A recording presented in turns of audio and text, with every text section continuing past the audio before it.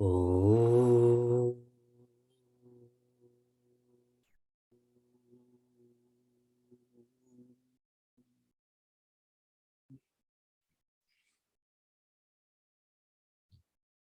Oh.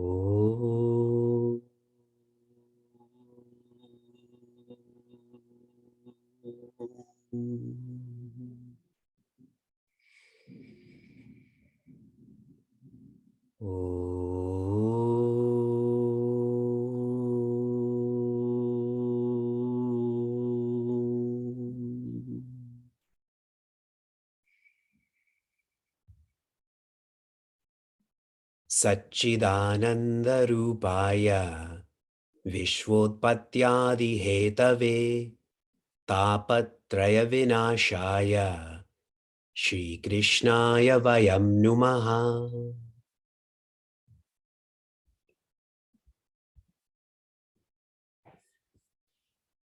Janmadyasya yatonvayaditaratas charteshvabhignaswarat Tene Brahma Hridaya Adi Kavaye Muhyanti Yatsurayaha Tejo Vari Mridam Yatha Vinimayo Yatra Trisargo Mrisha Dhamna Svena Sada Nirasta Kuhakam Satyam Param Dhimahi Dharma Projita Keta Votra Paramo Nirmatsaranam Satam Vedyam Vastavamatra Vastu Shivadam Tapatrayonmulanam Srimad Bhagavate Mahamunikrite Kim va Parerishwaraha Sadyo Hridyavarudhyate Trakritibihi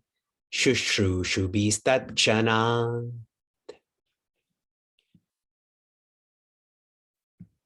Hari Om, and greetings from Niagara Falls. Raja Parikshita has been told that he's going to die. For him, it's specific. He's going to die in 7 days in a specific way. What was his response to being told this? He engaged in Sangha of Sat. He associated with nobility. It is this Sangha with Sat, lower S, Sat, that leads one to Sangha with Sat, that is infinity. The capital S, Sat. We have all been told that we're going to die too. And if you've not been told that, I'm telling you that now. We don't know the specific time or the specific way, but in principle, what Raja Parikshita was told, we are being told the same. And right now, this is quite clear.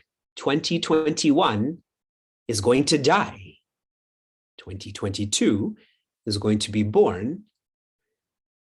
Are you engaged in Sangha of Sat? Are you associating with nobility? This is the only way to engage in Sangha of Sat, as in association with infinity. I feel we are. And I change my wording from feel to know. Satsanga begins by associating with noble people. Many of you may feel that you're not noble. I am endorsing that you are. For you to be part of this course, especially in the morning, especially in the middle of the holidays, also known as the holy days. And now I'm checking all of you.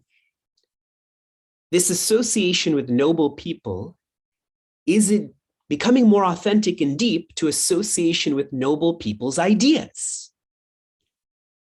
Yes. Look what we're engaged in.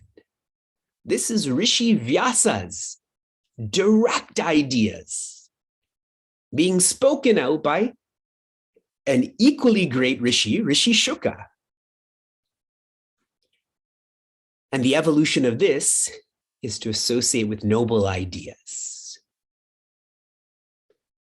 That I can infer based on your smiles or lack of. But the final gauge of, are you completing the satsanga? You have to analyze that. Are you associating with noble ideas? Right before I joined all of you, I was communing with Chinmaya Mission Cleveland. I'm explaining to them, why do we? This week was about fasting. I asked them, why do we fast? I'm asking all of you now in the chat, give me one reason that you pretend to fast, for which you pretend to fast. Religiously, culturally, why do we fast? For discipline.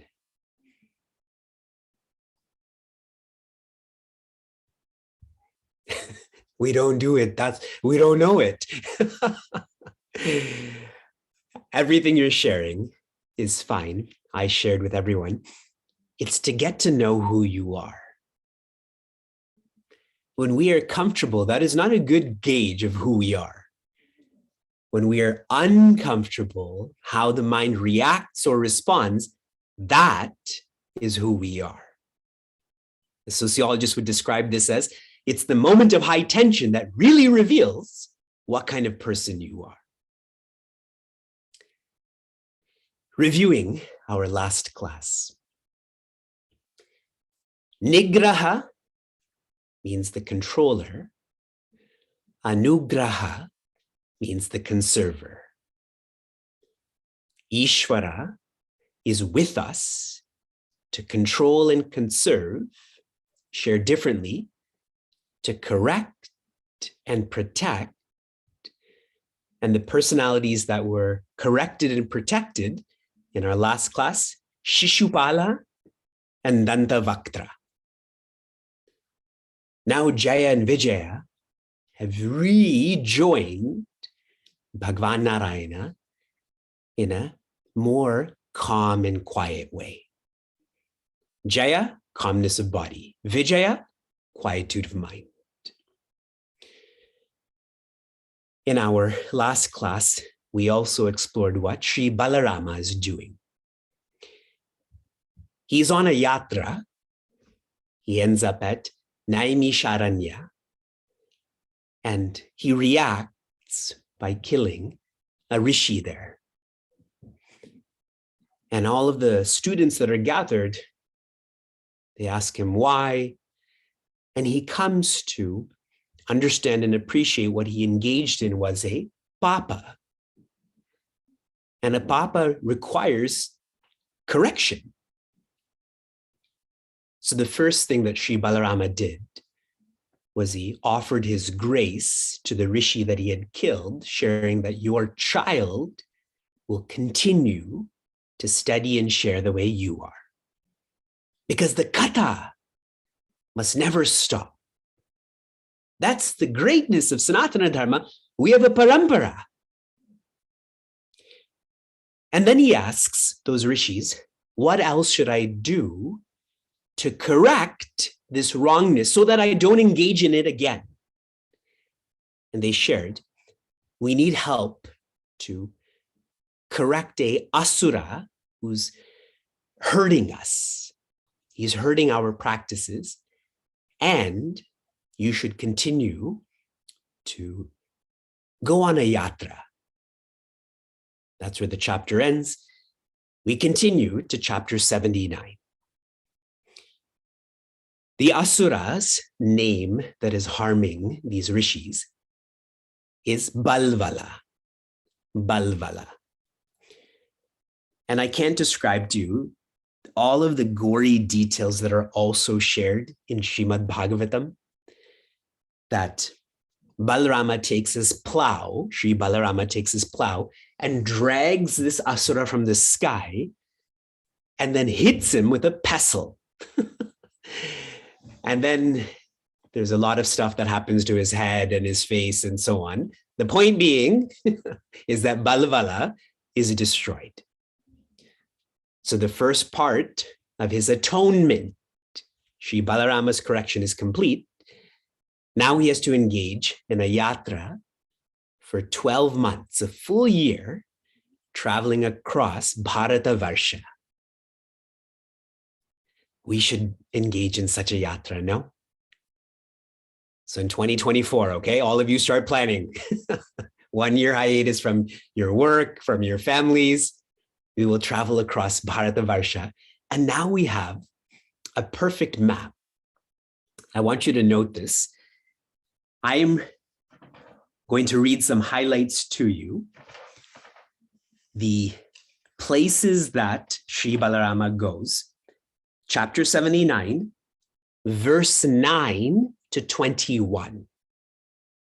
79, 9 to 21. If you want to explore Bharata Varsha, go to these places. What my parents did well for my sisters and I, whenever we would go to Bharat, the primary reason would be to see family. The next reason, they would always take us to a different place in Bharat. I've been to the majority of Bharat because we would go see family and then go to Rajasthan or Tamil Nadu, etc. And now I do the same with yatras. Now just the purpose is reversed. We go for a yatra and then I go and see my family. Some of the highlights in these verses is Sri Balarama meets Bhagwan Parashurama on his yatra. The Bhagwan Parashurama that we've already explored. And this I'm sharing with you to emphasize what a Leela Bhagwan is facilitating. Who's Sri Balarama? Narayana. Who's Sri Bhagwan Parashurama? Narayana. Who are you? Now you're going to say your name. The answer is you are also Bhagwan Narayana. He continues and goes to the river Pampa. Now, some of you know the significance of the river Pampa. Those who know, please share in the chat. But as I look around at all of you, I think you don't know. For those who engage in the Sabrimala Yatra, this is where you bathe before you go on this yatra. After I finished the Vedanta course, then I did all of this. He continues and he gets to Venkatadri, which is now popularly known as, please share in the chat. What is Venkatadri now known as? Yes, Tirupati or Niagara Falls, correct? So Sri Balarama does the Tirupati Yatra also. So he completes an entire year, and there's so much more. He goes to Rameshwaram, he goes to Kanyakumari, etc., etc., etc. And then he comes back to the Dwaraka area, and he finds out that a significant number of the Kauravas and Pandavas have died. That this war is being engaged in, it's now coming to a completion. So he rushes over to Kurukshetra. And there he sees this intense mace fight. Who is engaged in this? Bhimasena and Duryodhana. And they're fighting each other, and he stops them and says, Bhimasena, you are my student and you are stronger than Duryodhana. Duryodhana, you are also my student and you are more skilled than Bhima. There is not going to be a victor in this fight, so stop. And both of them ignored Sri Balarama and they continued to fight. And Sri Balarama thinks to himself, this is all shared in Bhagavatam, that this is their own karma. That Bhimasena keeps thinking about what Duryodhana did to him. Duryodhana keeps thinking about what Bhimasena did to them. They were not able to let go. So naturally, violence will continue. And then Sri Balarama comes back to Naimisharanya. He continues to listen to the katha that is being shared. He's sitting beside you right now. We're also in Naimisharanya. That's where Bhagavatam is being shared. And now we continue to chapters 80 and 81. Two of the loveliest chapters of one of the loveliest sections of all of Bhagavatam. Introducing this before I get into the details. And naturally, I'm sharing with you. Naturally, this is being recorded. Naturally, the recording will be shared with you. My suggestion to you is write less and listen more. This is only my suggestion. This chapter begins with Raja Parikshita almost encouraging Rishi Shuka to shift back from Sri Balarama to Bhagavan Krishna. I'm happy to hear about Sri Balarama, but what I really want to hear is more about Bhagavan Krishna. And he's never tired of hearing about Bhagavan Krishna. And Rishi Shuka is most pleased by this. His mind is absorbed in Vasudeva, absorbed in Bhagavan Krishna. So anything that's coming from Rishi Shuka is factual. It's not an elaboration. Often we elaborate because we don't have that direct experience. But if you directly experience a matter, you don't have to exaggerate. And this all relates to a personality named Sudama. This is a famous portion of Bhagavatam and Sanatana Dharma. I'm sure many of you have heard of this or seen this. It is greatly commented on. There are lots of commentaries and songs and so on. What I'm speaking to you is all from Puja Guruji over a long period of time. I have read his commentary, and you have the same commentary. That, I believe, is from his discourses in the 70s and 80s, in the 80s particularly. I am also listening to Puja Swami Tejomayananda's discourses from when he didn't teach this in India, but he taught this in America. I've also listened to Puja Swami Tejomayananda speak on Bhagavatam live at least 3 times for a week. And I'm reading, obviously, Swami Tapasyananda's commentary, so multiple sources.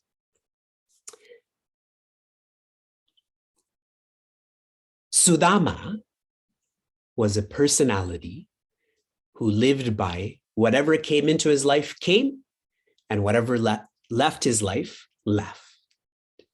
He was not one who put in great effort to procure and preserve. And a reason for this is so often he would chant Bhagavan Krishna's name and then just get lost. So he was not able to be productive in whatever life pursuits. And so his original name is Sri Dama. Sri Dama. And a synonym of this is Sudama. Shri and Su are synonyms, but quite often he was known as Kuchela. Ku means negative, or in this case, dirty. And chela is like kapra, clothes. He always wore dirty clothes, including having dirty skin. That's also a clothing that we wear. And his wife's name, she was very much like him. She was known as Kshutkshama. Kshutkshama. In other places, her name is given as Sushila. Sushila. And she was particularly struggling with the tough times that they were going through. They lived a very poor life in terms of prosperity. And she was not handling this as well as he was.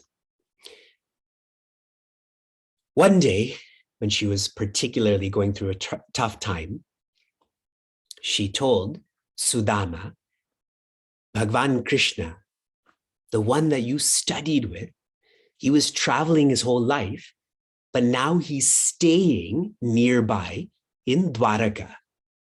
He's not traveling now. Why don't you go meet him? And Sudama was apprehensive about this because he knew that she wanted him to go and ask for prosperity. And she knew that he was thinking this. So she said, don't even ask him for anything. I know you're not going to. Just go in, let him see you. And he was always thinking about Bhagavan Krishna. So that whole motive was easily negated by him. And he said, yes, this is a good idea. Let me go and meet him. But I can't go empty-handed. What can we give him? And they had nothing in their home. So Shama or Sushila, she went and asked from the homes around her for any extra food that the people around had. And from 4 homes, she was able to collect 1 handful of poha from each. Poha is pounded rice. Can you all see that? You know what I'm talking about? It's like Rice Krispies, okay? But worse.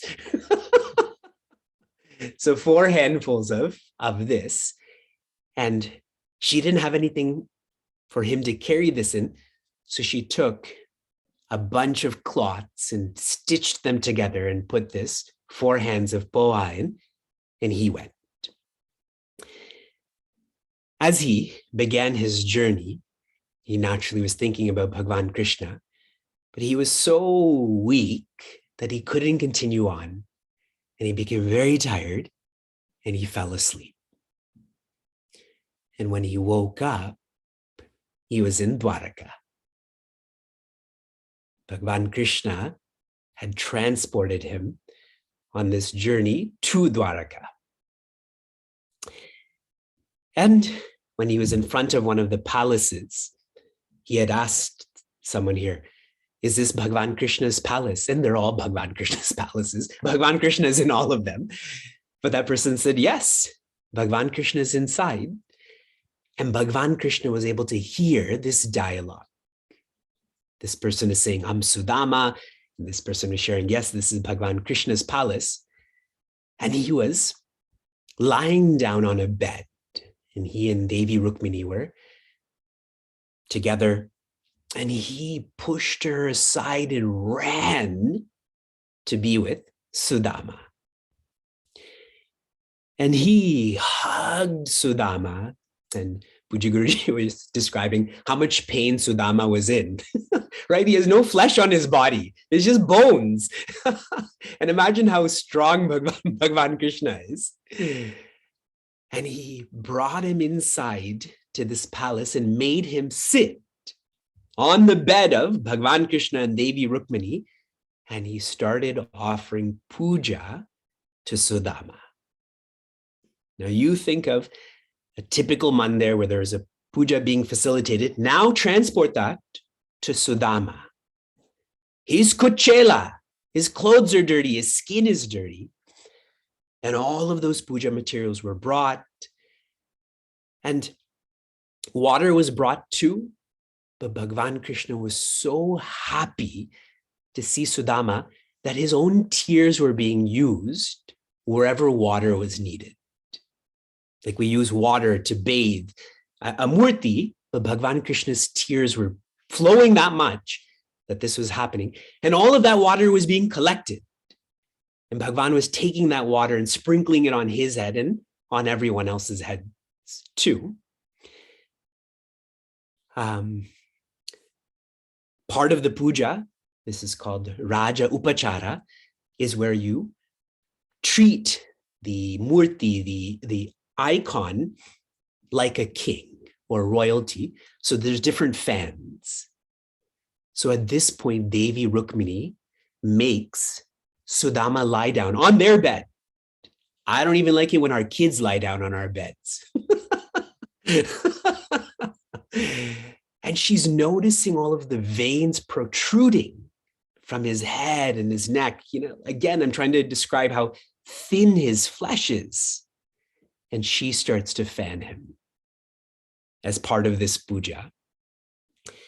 And everyone who's watching this, they come to realize, again, so many commentaries, I'm going to stop telling you where these thoughts come from, that this is Bhagavan Krishna's best friend. That Bhagavan Krishna is treating Sudama like Sudama is his elder brother. This continues, and post-puja, he's clothed, he's fed, and Bhagavan Krishna is just sitting with him, holding his hand and saying, do you remember when we were together in the Gurukula? And they started to reminisce about their days with Rishi Sandipani. And what's very important to note here is at this ashram, the rich and poor studied together. Bhagavan Krishna naturally is rich. Kuchela naturally is poor, but it doesn't matter in such a noble institution. I feel that very much about our community. There are no barriers to entry in any which way. Here I'm just describing income, but I mean in any which way. And specifically, they reminisce about one particular day, night, morning, when Rishi Sandipani's wife, the Guru Patni, had asked Sudama and Bhagavan Krishna to go to the jungle to collect wood for the ashram. So they cheerfully went into the jungle and started to collect this wood, but quickly a storm came and it became dark and loud and rainy, and they couldn't find their way back to the ashram. So now they're so wet and cold and they're huddling with each other, and Bhagavan Krishna starts to hear a noise.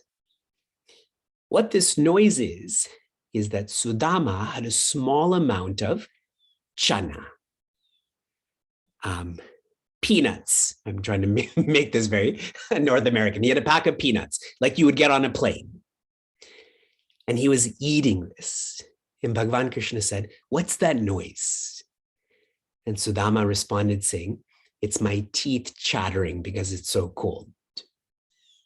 That he never shared that chana or those peanuts. And this is a long extension, but anything we say to Bhagavan, Bhagavan's message back is tathastu, correct? That Sudama's whole life then continued to subsist on this chana, these small packets of peanuts. Then the next morning, Rishi Sandipani had come into that jungle looking for them. And there's such a lovely dialogue shared here where Rishi Sandipani says, we're supposed to protect you, yet you're sacrificing yourself to protect us. And there's just too much love that's being shared. Sudama finally shares his greatest memory of the ashram was being in the Gurukula with you, as in with Bhagavan Krishna. I'm going to read to you direct portions from Bhagavatam about insights in regards to the Gurukula. These are really amazing insights. Puja Guruji talked so much about this. Listen carefully. These should be points that you should reflect on for your whole life, particularly until our next class. He, through whom one is born in this world, is one's first guru. For the twice-borns, he who invests them with the sacred thread and gives them eligibility for all Vedic rites is the second guru, who should be venerated like Ishvara, even more than his first guru. And he who gives spiritual illumination to members of all ashramas is the greatest of all gurus, and that is myself. Bhagavan naturally is speaking to Sudama. Those who, through the instruction of myself, the Guru, are able to cross the ocean of samsara easily, they among the followers of the four varnas of life are the knowers of the true meaning of life. Though I am residing in all beings, I am not as pleased by various forms of service like yajna, dharma, austerity, or renunciation as I am by the service of me through the Guru. For some of us, this is difficult to absorb. And so I'm going to connect you to Bhagavad Gita. And Prince Arjuna observes that Bhagavan, you shared this knowledge with the sun, yet you and I were born at the same time. And naturally, Bhagavan Krishna corrects his understanding. Every genuine Sadguru Shishya Parampara commences with Bhagavan. And so there's such an importance of this Sadguru Shishya Parampara in our culture, in our religion, because it's easy to feel Bhagavan when you're around such people like one's Sadguru. It is much harder when you go shopping and you see people fighting over whatever. Do you feel Bhagavan? It's much harder. But in such a kula that we're in, it is much easier. So reflect on that. Why a Sadguru is most important in our lives? Because they're an expression of Bhagavan. Bhagavan is the guide.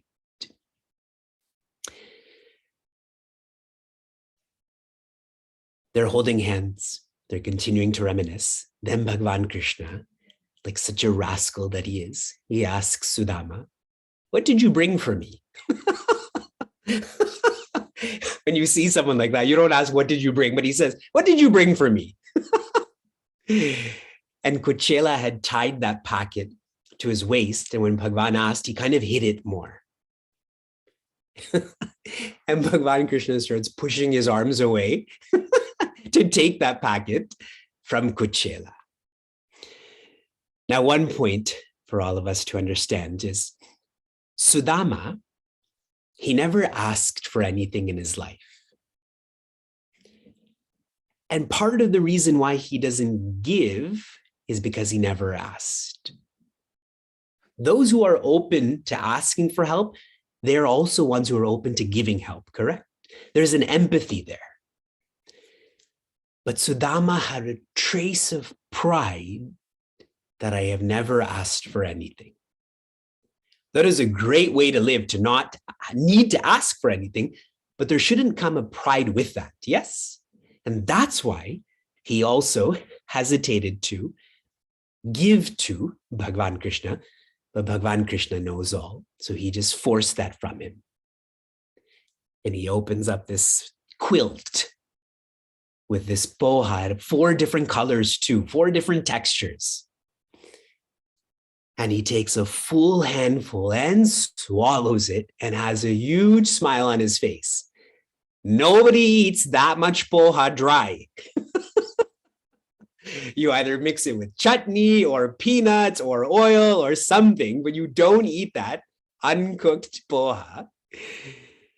And now Bhagavan is about to take one more handful, and Devi Rukmini stops him, holds his hand. It's almost like an Indian movie. How dare you?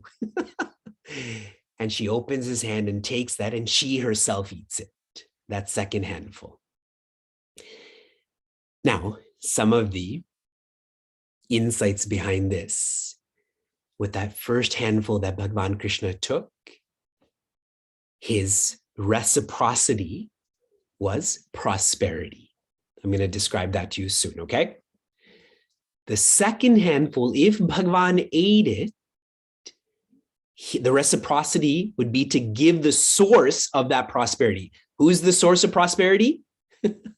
Devi Lakshmi. So that if Bhagavan Krishna took that second handful, that means Devi Rukmini would have to go too. So she was sort of protecting herself also. And that night, Sudama stayed there. And the next day he doesn't get to keep Bhagavan Krishna's clothes. Bhagavan says, I want my clothes back. You put on your old clothes. And he escorts him from Dwarka. He doesn't say stay longer, etc. And he walks with him for some time. And then he says, see ya. And Kuchela continues. And again, he's so weak. He gets tired. He falls asleep. And when he wakes up, where is he? He is in front of a replica of Dwaraka. He feels that he never left Dwaraka. So he's looking around and saying, I thought I walked. It's the next period of time. And everyone has a smile. And then this beautiful Devi comes out. And she's so happy. And she's coming very close to him. And Kuchela says, who are you? And she's deeply offended by this. This is Kshutshama. That's his wife. That she has become so healthy and prosperous. Bhagavan had transformed not just Sushila, not just their living place, but that whole community was given that same prosperity that is present in Dwaraka. This is how the chapters 80 and 81 are completed. There are some lovely shlokas, which I will read to in the new year, but some final insights. This is very bhakti filled. Here I'll offer some jnana. I shared with you already that an ideal way to live life is to not ask for help. Why that's ideal? Because that means you have to work harder and smarter for what you need. But if you're going to ask for help, who should you ask for? Ask from Bhagavan.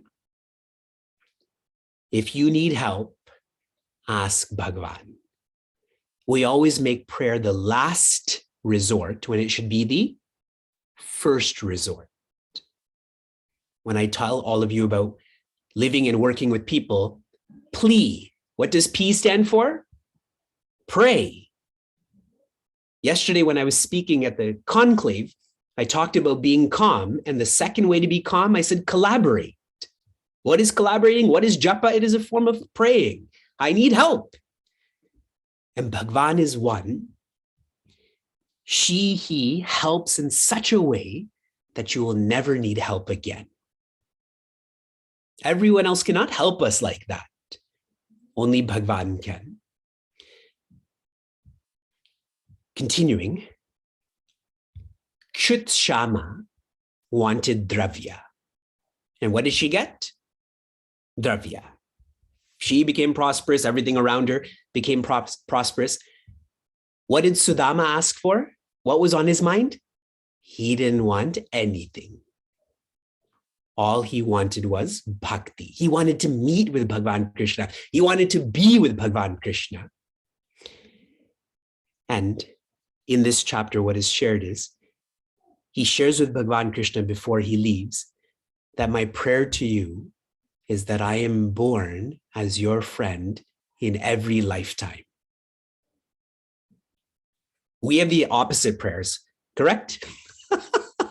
I never want to be your friend tomorrow or in the next lifetime. I want to be born as your friend in every lifetime and see the detail there that the focus is not on moksha, but it is bhakti. I'm fine with being born again as long as I'm born as your friend. I'm going to read to you in English the completion of chapter 81, and then we'll have a special offering. In this way, that Brahmana, the Brahmana here is Kuchela, Krishna's friend, discovered that the Lord, who is unconquerable by others. So much of Bhagavatam has shown that, correct? Jarasandha, Shishupala, etc. Can be conquered by devotees by virtue of their devotion.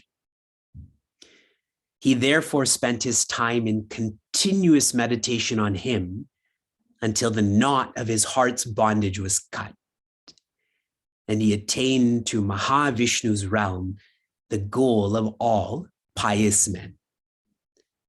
By listening to this story of Kuchela, the Brahmana, and particularly about the Lord's devotion to holy people, aspirants will attain love of God and get liberation from shackles of karma.